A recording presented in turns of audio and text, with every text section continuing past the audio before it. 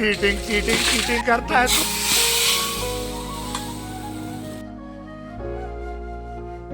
Everyone, চলে এসেছি নতুন আরও একটা ব্লগ নিয়ে। আজকে থেকে আমি ঠিক করেছি নিজের ভয়েস দিয়ে ভিডিও করা স্টার্ট করব। তো করনা আমি প্রথমেই বললাম আমি ধীরে ধীরে কনফিডেন্স পাচ্ছি, তো আমি চেষ্টা করছি যে আরও ভিডিওটা ভালো করার।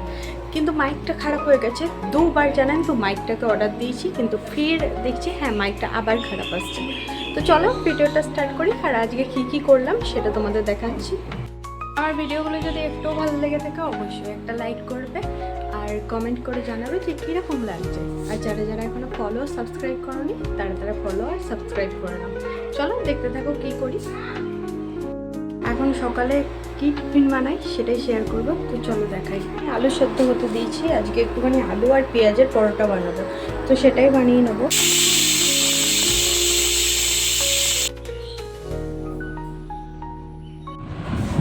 গুড মর্নিং, সবাইকে বল দাও গুড মর্নিং। এখন বাজে প্রায় 9:30, এখনও আদবিক ওঠেনি, আস্তে আস্তে উঠছে।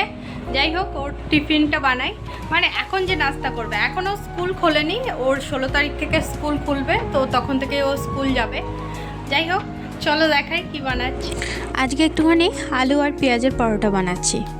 তোমাদের প্রথমেই বলেছি যে আমি একটুখানি ভয়েস দিয়ে আজকে থেকে ভিডিও করা স্টার্ট করেছি, তবে খুব একটা ভয়েস দিতে পারিনি।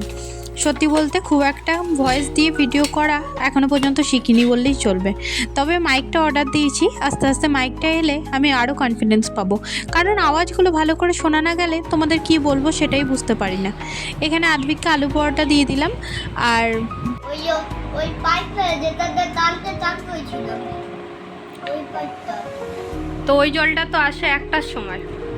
একটা বাজু ধরো, একটা বেড ধরো। ঠিক আছে, তত পকোড়া বানাবো, কিন্তু দেখছি যে দই শেষ, আর অল্প একটু দই ছিল, ওটা আলু পরোটার সঙ্গে নিয়ে গেছে। যাই হোক দেখি এইটুকু দই হবে, নাহলে দই আর একটা ই করতে হবে। সত্যি বলছে আসানসোলের সাইডে ব্লিঙ্কিটটা আসে, কিন্তু এই ডিশরগড় সাইডে ব্লিঙ্কিটটা একদমই আসতে চায় না। তাই যখন কিছু আনাবার থাকে আসানসোলে তো অর্ডার করি, কিন্তু যখন ডিশরগড়ে অর্ডার করার থাকে অবশ্যই এটা খুব খারাপ লাগে যে ব্লিঙ্কিটটা যদি এখানে আসতো, নিজে ঘরে বসে আরামে যা লাগতো অর্ডার করা যেত।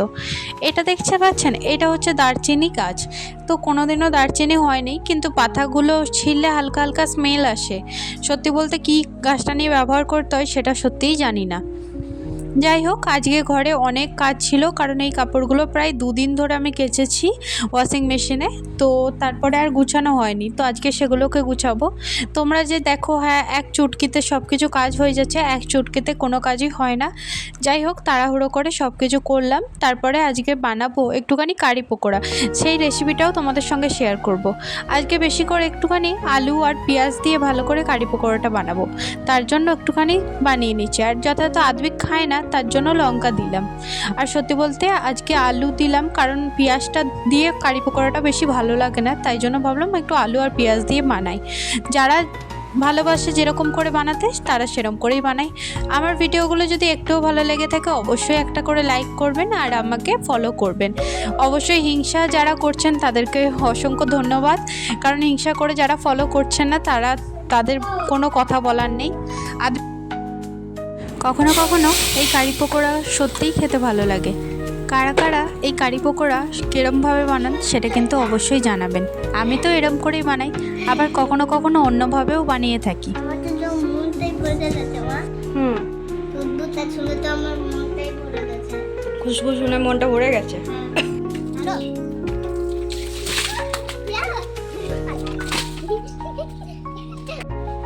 চলুন আজকের মতো এখানেই শেষ করছি।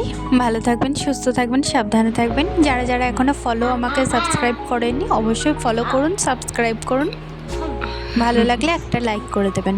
চলুন আজকের মতো এখানেই শেষ করছি। বাই। কেমন?